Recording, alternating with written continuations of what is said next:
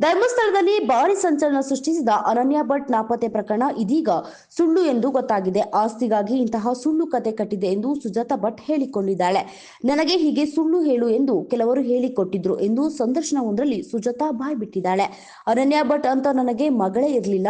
ಇಷ್ಟು ದಿನ ನಾನು ಸುಳ್ಳು ಹೇಳಿಕೆಯನ್ನು ನೀಡಿದ್ದೇನೆ. ಕೆಲವರು ನನಗೆ ಹೀಗೆ ಸುಳ್ಳು ಹೇಳು ಎಂದು ಹೇಳಿಕೊಟ್ಟವರು, ಅದಕ್ಕೆ ನಾನು ಹೇಳಿದ್ದೇನೆ ಎಂದಿದ್ದಾಳೆ. ಗಿರೀಶ್ ಮಟ್ಟಣ್ಣನವರು, ಜಯಂತಿ ಇನ್ನಿತರು ಹೇಳಿದ್ರು ಆಸ್ತಿ ಸಮಸ್ಯೆಯಿಂದ ಹೀಗೆ ಹೇಳು ಅಂತ. ಅವರೆಲ್ಲರೂ ಹೇಳಿದ್ರು, ಅದಕ್ಕೆ ನಾನು ಹೇಳಿಬಿಟ್ಟೆ ಎಂದು ತಪ್ಪೊಪ್ಪಿಕೊಂಡಿದ್ದಾಳೆ. ನಾನು ದುಡ್ಡಿಗೋಸ್ಕರ ಡಿಮ್ಯಾಂಡ್ ಮಾಡಿಲ್ಲ. ನಾನು ಯಾರು ಕೂಡ ದುಡ್ಡು ಕೊಡ್ತೀನಿ ಅಂತ ಹೇಳಿಲ್ಲ. ನನ್ನ ಆಸ್ತಿ ಜೈನರಿಗೆ ಕೊಟ್ಟಿದ್ದು, ಅಂದ್ರೆ ನನ್ನ ಸಹಿ ಇಲ್ಲದೆ ಆಸ್ತಿಯನ್ನು ಹೇಗೆ ಕೊಟ್ರು ಅಂತ ಕೇಳಿದೆ. ನನ್ನ ತಾತನ ಆಸ್ತಿ, ಅದು ಮೊಮ್ಮಕ್ಕಳಿಗೆ ಸಿಗ್ಬೇಕಿತ್ತು ಅಷ್ಟೇ, ಅದಕ್ಕೆ ಹೀಗೆ ಮಾಡಿದ್ದೇನೆ ಎಂದಿದ್ದಾಳೆ. ನಾನು ಜನರ ಭಾವನೆಗಳ ಜೊತೆ ಆಟ ಆಡಿಲ್ಲ. ಅವರೆಲ್ಲ ಸೇರಿಕೊಂಡು ಪ್ರಚೋದಿಸುವಂತೆ ಮಾಡಿದ್ರು. ಅನನ್ಯ ಭಟ್ ಅನ್ನೋದೇ ಸುಳ್ಳು.